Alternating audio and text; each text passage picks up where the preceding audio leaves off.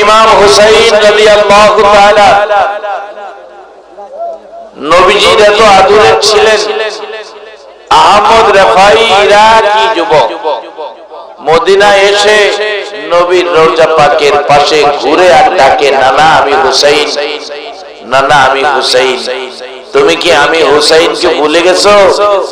আমার নবী আহমদ রেফাইর কণ্ঠে হুসাইনের অভিনয়ের নানা ডাক শুনে সহ্য করতে পারলেন না। নবীজি রওজা মোবারক থেকে মাঝখান দিয়ে এই পর্যন্ত হাত মোবারক বাহির করে দিয়েছে। আজকে সেই হুসাইনের পক্ষে দুই চারটা কথা শুনলে, নবীজি আমাদের সাথে একদিন ঘুমের ঘরে স্বপ্নের দেখা দিতে পারে। বাবারা ভাইয়েরা, আমরা আখিরি নবীর উম্মত, আমরা শ্রেষ্ঠ নবীর উম্মত। যে নবীর উম্মতের মর্যাদাও শ্রেষ্ঠ। কোরআন বলেছে, কুনতুম খায়রা উম্মাতিন উখরিজাত লিন-নাস। সকল মানুষের মধ্যে, সকল নবী রাসূলের উম্মতের মধ্যে আখিরি নবীর উম্মত উত্তম। সকল মানুষের মধ্যে আখিরি নবীর উম্মত শ্রেষ্ঠ। বলবেন হুজুর, এত শ্রেষ্ঠত্ব আমরা কেন পাইলাম? এই শ্রেষ্ঠত্ব পাওয়ার পিছনে আমাদের কোনো কৃতিত্ব নয়, আমাদের কোনো ক্ষমতা নয়। এই শ্রেষ্ঠত্ব পাওয়ার পিছনে কারণ হলো আমরা শ্রেষ্ঠ নবী পেয়েছি, আখিরি নবী পেয়েছি, যে নবীর সাথে আমার আল্লাহ বন্ধুত্ব করেছে। কিছু মানুষ বসে আলোচনা করছেন, মুসা নবীর কি ভাগ্য, আল্লাহর সাথে বন্ধুত্ব করেছেন। আরেকজন বলছে শুধু মুসা নবী নয়, ইব্রাহিম নবীর কি ভাগ্য, আল্লাহর সাথে বন্ধুত্ব করেছেন। আরেকজন বলছে শুধু ইব্রাহিম নবী নয়, ঈসা নবীর কি ভাগ্য, আল্লাহর সাথে বন্ধুত্ব করেছেন। কারণ নামের লকব ইব্রাহিম খলিলুল্লাহ, মুসা কালিমুল্লাহ, ঈসা রূহুল্লাহ। আরেকজন এসে বলছে, এতেই তোমরা আশ্চর্য হয়েছো, তারা আল্লাহর সাথে দোস্তি করেছে। আমার কাছে শুনো সবচেয়ে বড় আশ্চর্য খবর। কি খবর? তারা তো আল্লাহর সাথে দোস্তি করেছে, বন্ধুত্ব করেছে। আমার আল্লাহ যার সাথে দোস্তি করেছে তার ভাগ্য কত ভালো। সবাই বলছেন উনি কে? যার সাথে আল্লাহ বন্ধুত্ব করেছে, দোস্তি করেছে। বলেছেন উনি হলেন গো হাবিবুল্লাহ। কেউ খলিলুল্লাহ, কেউ রূহুল্লাহ, কেউ কালিমুল্লাহ, আল্লাহর সাথে দোস্তি করে। আর আমার আপনার নবী হলেন হাবিবুল্লাহ, আল্লাহ নিজে দোস্তি করে। সেই নবীর উম্মত যারা হয়েছে, আমার আল্লাহ তাদের দাম কোরআন শরীফের মধ্যে বাড়ায়া দিয়েছে। কুনতুম খায়রা উম্মাতিন উখরিজাত লিন-নাস। বলবেন হুজুর দাম তো বেশি, কোরআনে বুঝেছি, আলেম ওলামারাও শোনাইছে, কিন্তু আমরা তো পরিবেশে পড়ে, সমাজে পড়ে, অবস্থার উপরে অন্যায় অপরাধ করেছি। আল্লাহ এই কোরআনের মধ্যে বলেছে, বান্দারে ভয় পাইস না, আমি আল্লাহ তোমার গুনাহ মাফ করে দিব। রে বান্দা, আমার একটা নাম রাখলাম রহমান, রে বান্দা একটা নাম রাখছি রহিম, একটা নাম রাখলাম গাফফার, একটা নাম রাখলাম গাফুর। এই নামগুলো শুধুমাত্র তোমাদের ক্ষমা করার জন্য রেখেছি। শুধু তাই নয়, আমার নবী কান্দে, আমার আল্লাহ রাখে বন্ধু গো তুমি কান্দো, আমি আল্লাহর এত মায়া, এত দয়া মতো কানবা, কানতে হবে না। এ বন্ধু, আমার 100 ভাগ মায়া, একটা ভাগ মায়া 10,000 মাখলুকের দিলাম, 99 মায়া আমি আল্লাহর কাছে রাখলাম তোমার উম্মতের জন্য। আমার নবী কান্দে, মাবুদ গো আমার ভয় লাগে, 99 ভাগ মায়া আপনার, একটা ভাগ মায়া মাখলুককে দিয়েছেন, এক ভাগ মায়া যে আপনার মধ্যে কম আছে, এই কারণে নিয়ে আমার উম্মতেরা জাহান্নামে যায়। আমার আল্লাহ ডেকে বলছেন, বন্ধু কেঁদো না, ও বন্ধু শোনো গো, হাসরের মাঠ যেদিন কায়েম হবে, আমার মাখলুকের মায়ার কোনো প্রয়োজন পড়বে না। সেদিন আমি আল্লাহর একক ক্ষমতা থাকবে, সেদিন আমি আল্লাহ মাখলুকের কাছ থেকে সকল মায়া টাইনা টাইনা নিয়ে আসবো। আমি আল্লাহর 100 ভাগ মায়া পুরা করব। বন্ধু গো কানতে হবে না, 100 ভাগ মায়া মাখলুকের 1 ভাগ টাইনা পুরা করে 100 ভাগ পুরা মায়া গো বন্ধু আপনার উম্মতের বেলায় কাজে লাগাইব। আমার আপনার নবী আজকে কারবালার ইতিহাস কোত্থেকে আসলো? আম্মা জান আয়েশা সিদ্দিকা বলে, পৃথিবীর মানুষেরা রে, আমার নবীজি যেদিন আমার হুজরায় এসে ঘুমাইতো, আমি আয়েশা সিদ্দিকা বড় খুশি হতাম। আমার নবীজি মন ভর্তি ব্যথা, চোখ ভর্তি পানি, বুক ভর্তি ব্যথা লইয়া আমি আয়েশা সিদ্দিকার ঘরে আসতেন। মাঝে মাঝে দেখেছি, নবীর ব্যথার কারণ জানতে চেয়েছি। আমার নবী একটা ব্যথা উল্লেখ করেছে, মায়ের খেয়েছে বহু জায়গায়, আয়েশা সবচেয়ে বেশি ব্যথা মায়ের পেয়েছি তাইফের জমিনের। আয়েশা, আয়েশা শোনো, তাইফের জমিনের চাইতেও বেশি ব্যথা আমার উম্মতের জন্য। আয়েশা রে, আমার একটা উম্মত যদি দুজকে যায় রে আয়েশা, আমি নবী সহ্য করতে পারবো না। সবাই বলুন মনে মনে, আমার সাথে আওয়াজ করে মহব্বতে বলুন, দয়াল নবী প্রেমের ছবি আর আনবে না জগতে, আমার দয়াল নবী প্রেমের ছবি আর আনবে না জগতে। হাসর দিনে উম্মত দিনে, হাসর দিনে উম্মত দিনে যাবে না নবীজি বেহেশতে, দয়াল নবী প্রেমের ছবি আর আনবে না জগতে, আমার দয়াল নবী প্রেমের ছবি আর আনবে না জগতে। 63 সাল জিন্দেগি কাছে বলে উম্মতি, 63 সাল জিন্দেগি কাছে বলে উম্মতি, এখনো কান্দে শুয়ে মদিনাতে নবী, এখনো কান্দে শুয়ে মদিনাতে, দয়াল নবী প্রেমের ছবি আর আনবে না জগতে, আমার দয়াল নবী প্রেমের ছবি আর আনবে না জগতে।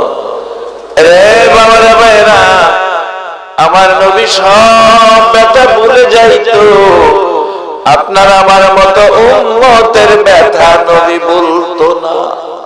আজকে কারবালার জমিনের নির্মম ঘটনা ঘটতো না, নবী যদি উম্মতের ব্যথা ছেড়ে দিত। বাবারা ভাইয়েরা, কোরআন শরীফে আল্লাহ নিজে বলেছেন, ওয়ালা তাকুলু লিমান ইউকতালু ফি সাবিলিল্লাহি আমওয়াত। আল্লাহ বলতেছেন, যারা আমি আল্লাহর রাস্তায় মৃত্যুবরণ করেছে তোমরা তাদেরকে মৃত বলো না, তারা জীবিত। কোরআনের আরেক জায়গায় বলেছেন, বাল আহইয়াউন ইনদা রাব্বিহিম ইরযাকুন। আমার রাস্তায় যারা মৃত্যুবরণ করেছে তারা কবরের মধ্যে, দুনিয়ার মানুষ যেমন 3 বেলা রিজিক খায়, খানা খায়, আমি আল্লাহ তাদের কবরের মধ্যে 3 বেলা খানা খাওয়াই। এখন সে আল্লাহর রাস্তাটা আমরা বুঝবো কিভাবে, কোনটা আল্লাহর রাস্তা? বাস্তবে আসে, যুদ্ধে গেলেন আবু জাহেলের দল, যুদ্ধে গেলেন আমার আপনার নবীর দল। 2 দলে যুদ্ধ হলো, 2 দলের লোক মারা গেছে। ফায়সালা ইমানদাররা দিবেন। আবু জাহেলের পক্ষের লোকও মরছে, নবীজির পক্ষের লোকও মরছে। কোন পক্ষটা আল্লাহর রাস্তা হবে? নবীর পক্ষে যারা আল্লাহর রাস্তা পেয়েছে, যার বাস্তব হযরত হানজালা রাদিয়াল্লাহু তাআলা, হানজালা রাদিয়াল্লাহু তাআলা যুবক মানুষ, মাত্র বিবাহ করেছে, বাসর রাত, সকালবেলা গোসলখানায় খবর পেল, কানে আওয়াজ আসলো, কে যেন বলতেছে, ও মদিনার লোকেরা, খবর পাইছো আল্লাহর হাবিব উহুদের জমিনে নাই। হানজালা ঘর থেকে বেরিয়ে গেলেন, গোসল করলেন না, বিবি তরবারি দেয়। বিবি বললেন, গোসল ফরজ, গোসল করবেন।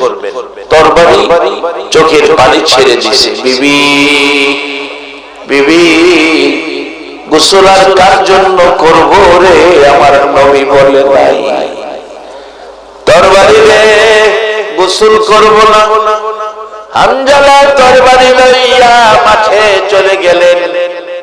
হানজালা রাদিয়াল্লাহু তাআলা শহীদ হয়ে গেলেন।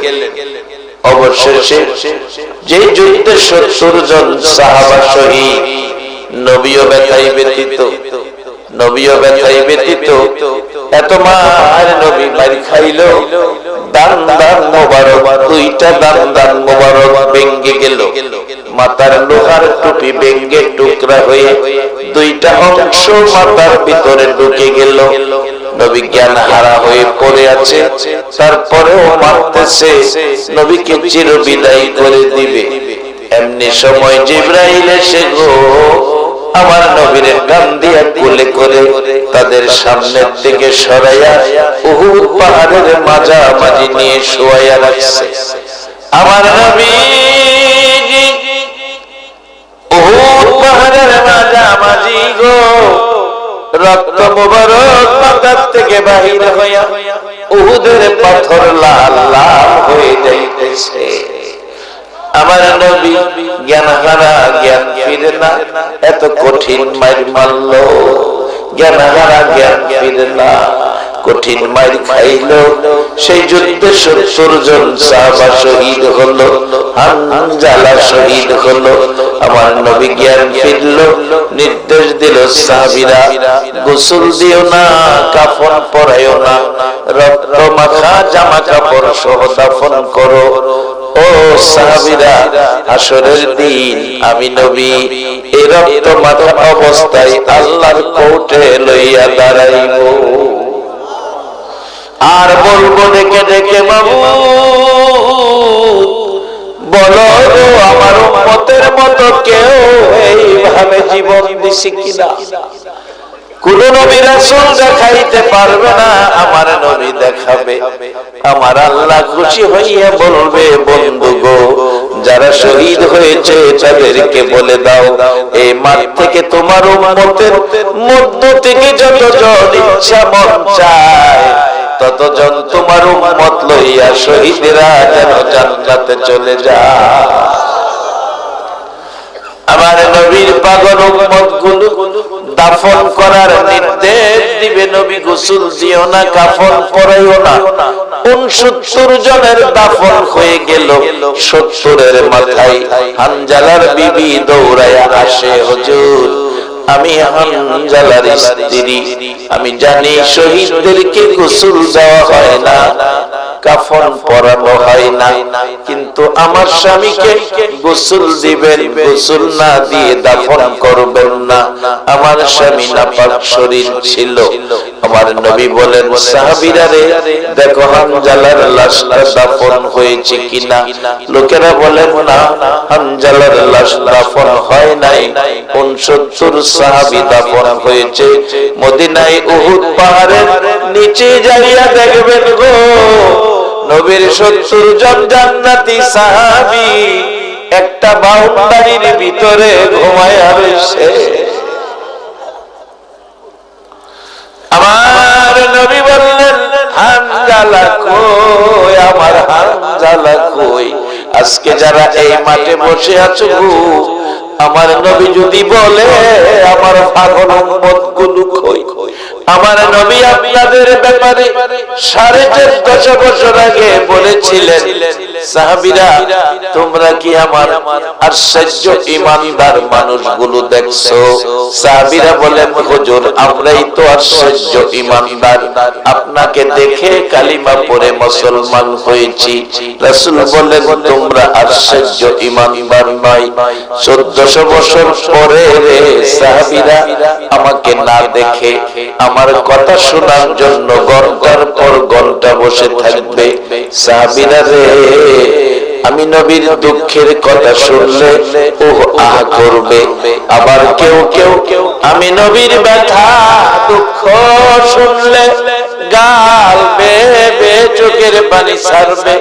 সাহাবীরা বলেন, হুজুর 1400 বছর পরে আপনাকে না দেখে কথা শোনার জন্য বসে থাকবে, ও আ করবে, ব্যথায় ব্যথিত হবে, দুঃখের কথা শুনলে চোখের পানি ছাড়বে। 1400 বছর পরে আপনার উম্মতেরা এত পাগল হবে। নবী গো, আশ্চর্য হলাম, আপনারে না দেখে তারা এত পাগল হবে, ঘন্টার পর ঘন্টা ঘর বাড়ি ছেড়ে বসে থাকবে। রাসূল বলেন, সাহাবীরা রে শুনে রাখো, আমার ওই যুগের পাগল উম্মতগুলি আমারে না দেখে যারা এই সময় দিবে, ব্যথায় ব্যথিত হবে, আমি নবীর কথা শুনবে, তারাই হলো রে আশ্চর্য ঈমানদার।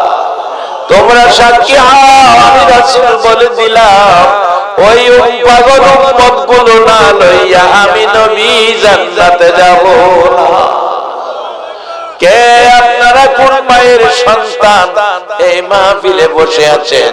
আপনারা আশ্চর্য ঈমানদার এবং আল্লাহর রাসূলের পক্ষের মেহমান হয়ে গেছে। যারা নবীর পক্ষের মেহমান, তাদের মৃত্যুটাই তো আল্লাহর রাস্তায় হয়। আবু জাহেলের পক্ষে যারা মৃত্যুবরণ করেছে, তাদের আল্লাহর রাস্তায় হয় না। হানজালার লাশ পাওয়া যায় না, নবীর পক্ষের মেহমান কাঁদতেছে আমার নবীজি। সাহাবীরা রে, আমার হানজালা কোথায় রে? দেখো কাফের বেঈমানে দৌড়ে নিয়ে গেছে কিনা। তালাশ করে দেখা গেল না, কাফেরদের মধ্যেও হানজালার লাশ পাওয়া যায় না। আমার নবী গাল বেয়ে চোখের পানি ছাড়লে জিবরাইল এসে সান্ত্বনা দিলেন, হুজুর কাঁদবেন না, আপনার পক্ষে হানজালা নাপাক শরীরে জীবন দিল, হানজালার গোসলের দায়িত্ব আমার আল্লাহ নিয়ে নিল। হানজালার নাপাক লাশ উঠাইয়া জান্নাতি পানি দিয়া রহমতের ফেরেশতা দ্বারা গোসল করাইতেছে। এই রাস্তাটা হলো আল্লাহর রাস্তা, যে রাস্তা নবী আমাদেরকে দেখাইয়া দিয়ে গেলেন। এই রাস্তায় থাকতে বলুন আপনারা রাজি আছেন কিনা? আল্লাহর রাস্তায় যারা থাকবে তারাই আল্লাহর জান্নাতি মেহমান হবে। বাবারা ভাইয়েরা, আল্লাহর রাস্তায় জীবন দিতে পারলে কবরে যায় জান্নাতি খাওয়া পাওয়া যাবে। আমার নবীর আদরের নাতি ইমাম হাসান হুসাইনের এই অবস্থা কোত্থেকে আসলো? আম্মা জান আয়েশা সিদ্দিকা রাদিয়াল্লাহু তাআলা আনহা বলেন, পৃথিবীর মানুষেরা রে, আমার নবীজি আমার হুজরায় এসে গভীর রাত্রে ঘুমিয়েছে, গভীর রাত্রে ঘুমিয়েছে, আমি আয়েশা সিদ্দিকা ঘুমিয়েছি। হঠাৎ আমার নবী বিছানায় নাই, জিবরাইল এসে বলেছিলেন, নবী গো, আপনি তো উম্মতের দরদি, এইভাবে যদি ঘুমিয়ে সারা রাত কাটাইয়া দেন, আপনি কি উম্মতের জন্য কাঁদবেন না গো নবী? আমার নবী ঘুম থেকে উঠে মা আয়েশা সিদ্দিকাকেও ডাক দিল না, দরজাটা খুলে আপনার আমার মতো উম্মতের পাগল নবীজি একটা দৌড় মারছে, উম্মতি উম্মতি বলিয়া। যাইতে যাইতে একেবারে মদিনার শেষ প্রান্তে আমার নবীজি সেজদায় পড়ে কাঁদতেছে, মাবুদ গো, যতক্ষণ পর্যন্ত উম্মতের নাজাতের খবর না শোনাইবা, আমি রাসূল সেজদা থেকে মাথা উঠাইব না। একটা দিন পার হয়ে গেল, একটা রাত পার হয়ে গেল। মসজিদে নববীতে সাহাবীরা ফজরের আযান দিয়েছে, নামাজ পড়বে, ইমাম আসতেছে না। হুজরাই খবর নিলেন, হুজুর হুজরাই নাই, হুজুর পাওয়া যাইতেছে না, দরজা খোলা। গভীর রাত্রে কোথায় গেল, কে বা কারা ধরে নিয়ে গেল, এমন কোন খবর মিলতেছে না। সাহাবীরা বেরিয়ে গেছে, রাসূল কোথায়? সেদিন ব্যবসায়ীরা বেরিয়ে গেছে, দোকান বন্ধ করে, রাসূল কোথায়? রে বাবা যুবকেরা, তোমাদের মতো যুবকেরা সেদিন তরবারি হাতে লইয়া পাগলের মতো বেরিয়ে গেছে। মাগো মা, বিদায় দাও গো, খুঁজে বের করি আমার নবী কোথায়। সেদিন তরুণেরা বেরিয়ে গেছে, নবী কোথায়? সেদিন মদিনার মহিলারা নবী নাই খবর পাইয়া রান্নাঘরের আগুন পানি দিয়া নিভাইছে। মদিনায় কারো চুলায় আগুন জ্বলে না, নবী নাই খবর পাইয়া। এমন কি মার কোলের শিশুরা পর্যন্ত মার স্তনে মুখ লাগায় না, মুখের দিকে তাকিয়ে থাকে, মার মুখের দিকে তাকিয়ে দুইটা ঠোঁট নাড়ে। কি যেন বলবেন, এটাই যেন বলবেন, মা দুধ খাবো না যতক্ষণ পর্যন্ত গো আমার মায়ার নবীর খবর না দিবা। শিশুরা পর্যন্ত দুধ খাওয়া বন্ধ করে দিল। একটা দিন পার হয়ে গেল, খবর মিলে না। একটা রাত গেল, দুইটা রাত, তিনটা দিন, তিনটা রাত যেদিন পার হয়ে যাবে, তিনটা দিন যেদিন পার হয়ে যাবে, আবু বকর ওমর পানিটাও খায় না, রাসূল কই কাঁদে। ইমাম হাসান হুসাইন মায়ের গলায় ধরে কাঁদে, মা মাগো, বলো গো আমার নানা কই? নানা যেমন আদর করতেন, নানার জন্য হাসান হুসাইন পাগল ছিলেন। কেমন পাগল নানার জন্য হাসান হুসাইন, নানা নিজেও কেমন পাগল হাসান হুসাইনের জন্য। হাসান হুসাইনের জন্য আমার নবী কেমন পাগল। 3 দিন হলো নবীর পেটে খাবার নাই। আস্তে আস্তে হাঁটতে হাঁটতে ফাতেমার বাড়িতে আসলেন, দরজায় দাঁড়িয়ে ডাকলেন, ফাতেমারে দরজাটা খোলো, ও ফাতেমা দরজাটা খোলো। নবীর আকাঙ্ক্ষা ছিল ফাতেমার ঘরে কিছু খাবার থাকবে, খাবার খাবে। দরজা খুলে দিলে ফাতেমার চোখে পানি, কাঁদতেছে। জিজ্ঞেস করেন, বাবা গো কেন কাঁদেন, ঘটনা কি, কি হয়েছে বলুন। ফাতেমা কাঁদে। নবীজি জিজ্ঞেস করে, ফাতেমা তুমি কেন কাঁদো, তোমার কান্নার খবর আগে বলো। বাবা আমি কান্দি, পাশের রুমে যাইয়া দেখো তোমার আদরের নাতি হাসান আর হুসাইন আজকে 3 দিন হলো গো বাবা, চুলায় আগুন জ্বলে না, না খাইয়া পেটের খিদার যন্ত্রণায় পেট মাটিতে লাগাইয়া গো বাবা নানা নানা কইয়া কাঁদতেছে। আমার নবী একটা নজর দেখলো হাসাইন হুসাইন কাঁদে, আর দেরি করলো না, ঘর থেকে বেরিয়ে গেছে। যাইতে যাইতে একটা ইহুদির বাগানের মালিক ইহুদি, খেজুরের বাগান, পাশে দাঁড়াইয়া ডাকতেছে, ইহুদি রে তোর বাগানে কাজের লোক রাখবেনি? ইহুদি বলে, এত সুন্দর চেহারা, বড় লোকের ছেলে মনে হয়, কাজ করতে পারবেন কি কাজ? কুয়া থেকে মাটির কুয়া পানি উঠাইয়া গাছের গোড়ায় গোড়ায় দিবেন। বলছে নবী পারবো।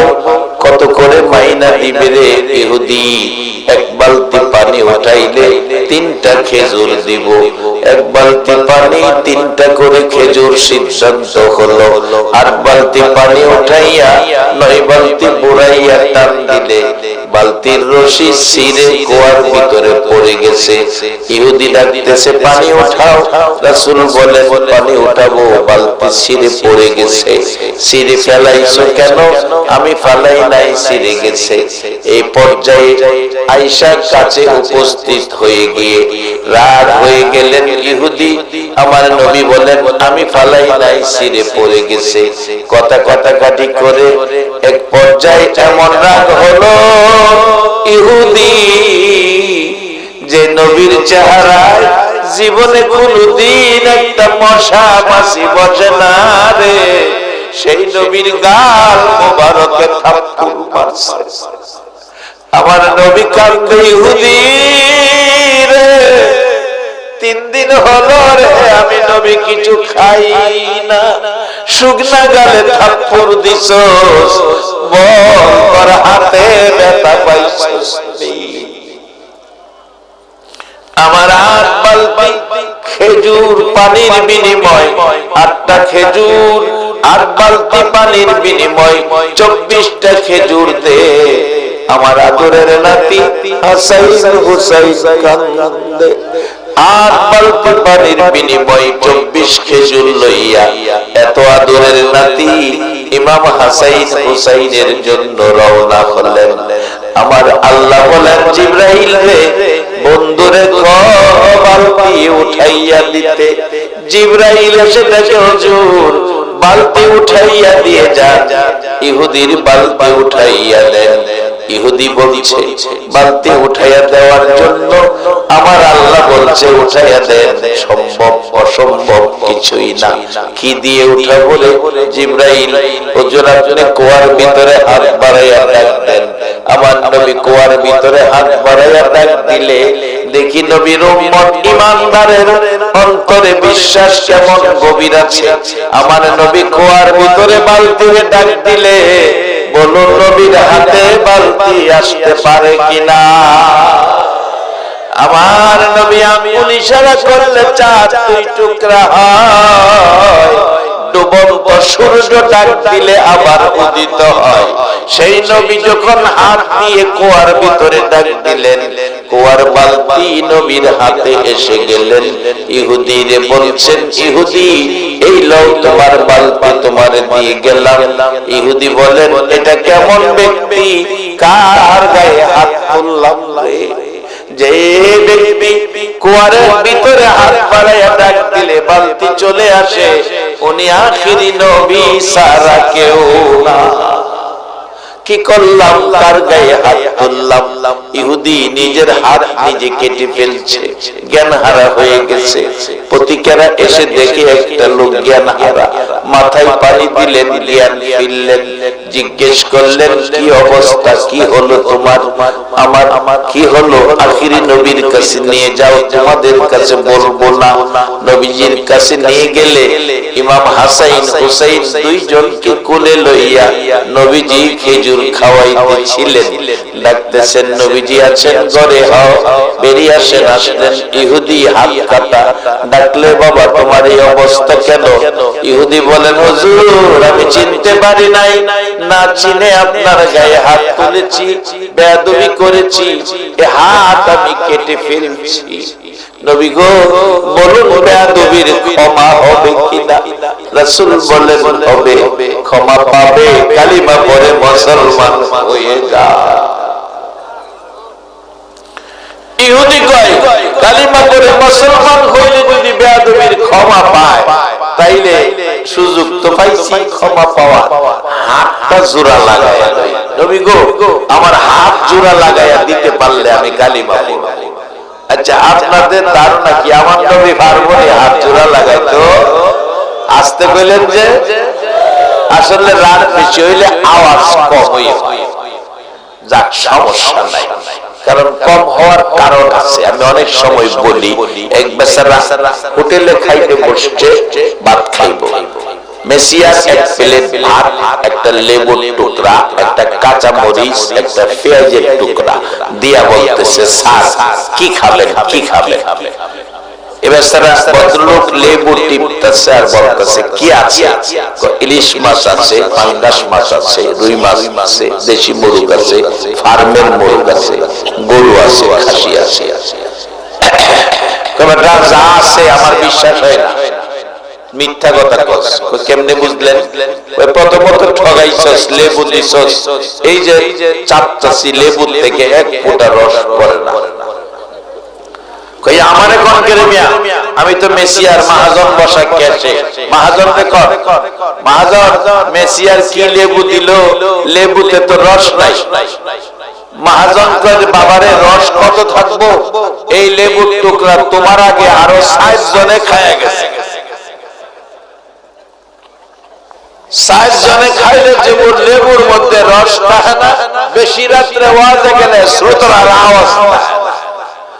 খবর হজরত সুবহানাল্লাহ আলহামদুলিল্লাহ জোরে কোন, আস্তে কেউ কোন। তবে আমি কম সময়ে কষ্ট কম দিয়া মূল কথাগুলির মধ্যে যাচ্ছি। বাবারা ভাইয়েরা, এত আদরের নাতি ইমাম হাসাইন হুসাইন দুইজন কোলে লইয়া নবীজি খেজুর খাওয়াইতেছেন। ইহুদি ডাক দিলে বেরিয়ে আসলেন হাত কাটা দেখে। এবার বললেন হুজুর কালিমা পড়লে যদি মাফ হয়, আমার হাত জোড়া লাগাইতে পারলে কালিমা পড়ব। আমার নবীর পক্ষে হাত জোড়া লাগানো বলুন সম্ভব হবে কিনা?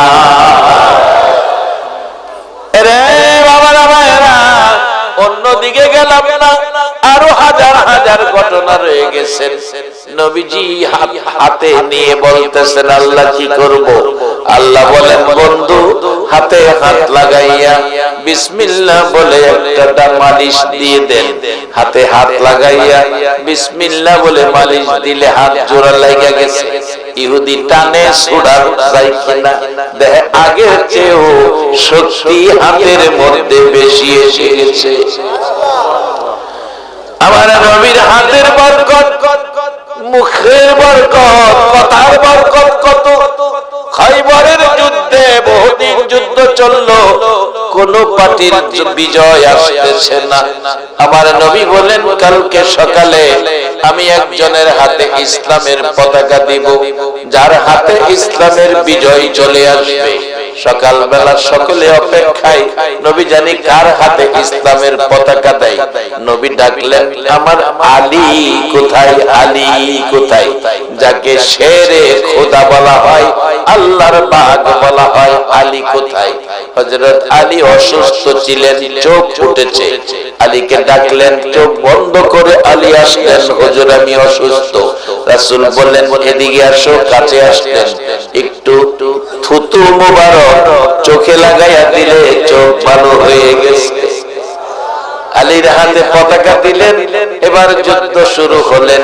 খাইবরের ঘের দুইটা কপাট, এক একটা কপাটের ওজন ছিল ৮০ মণ ওজন। ৮০ মণ ওজনের লোহার গেটের কপাট।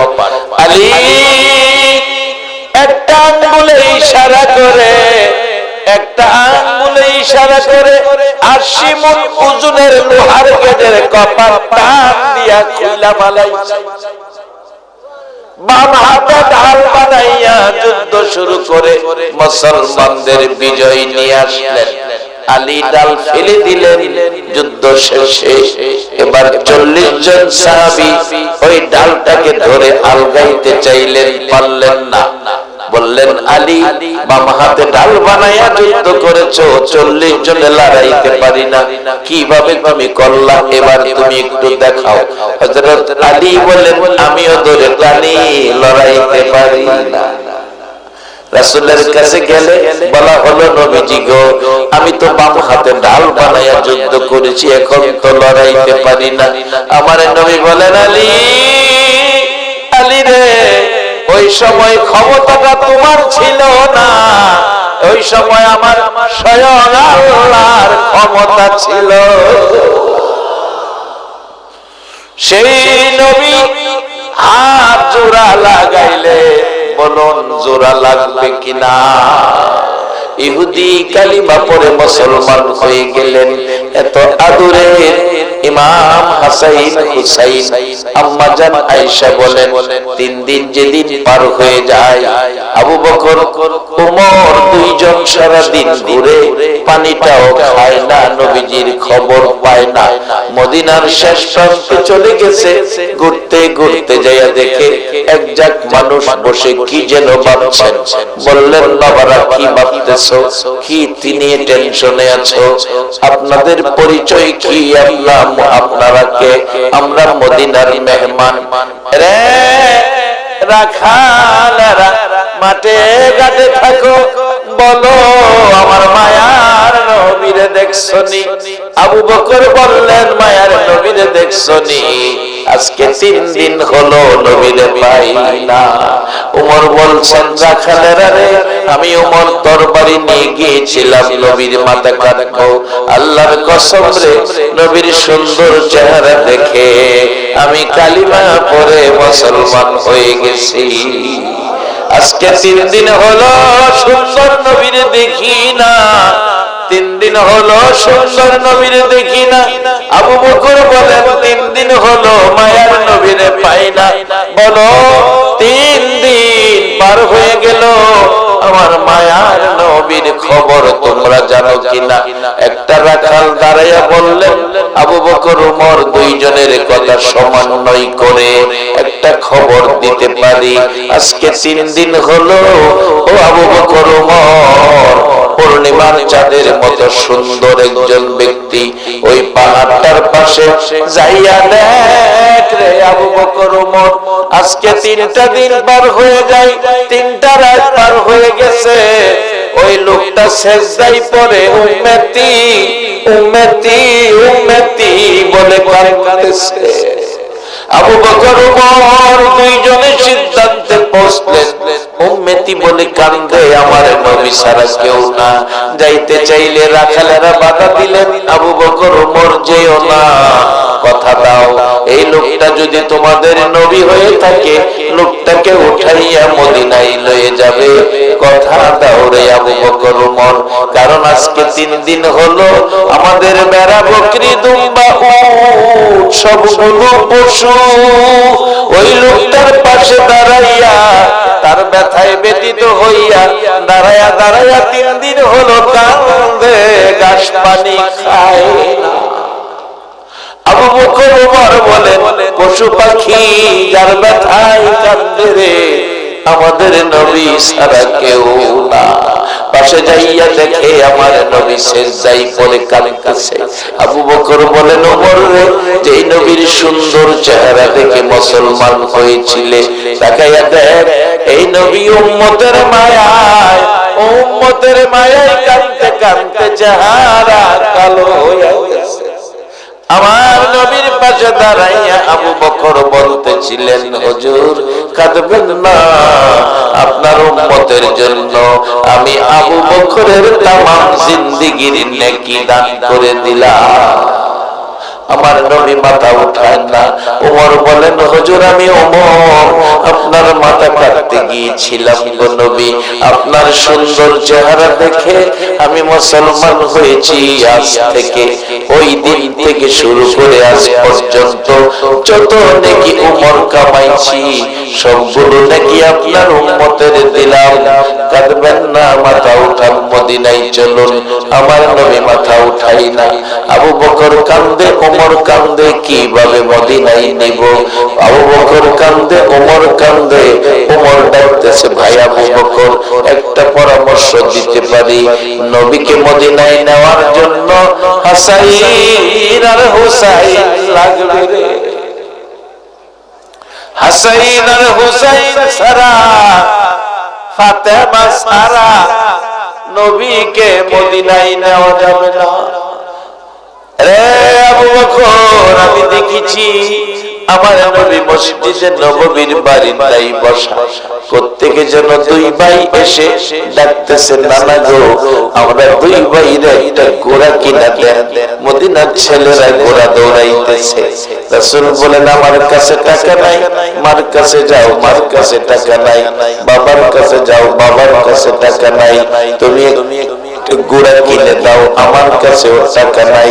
হাসাইন হুসাইনের মনটা কষ্ট, আমার নবী নাতিদের খুশি করার জন্য মসজিদে নববীর বারান্দায় হামাগুড়ি দিলেন।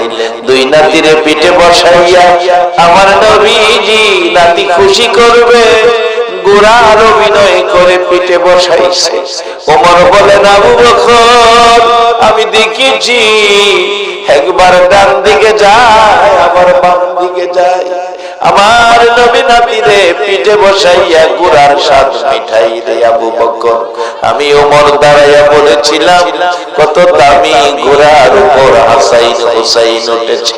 আমার নবী চোখের পানি ছেড়ে দিছে, রে ওমর দামি ঘোড়া দেখলা, ঘোড়ার উপরে যারা বসছে তারা কত দামি দেখলা না।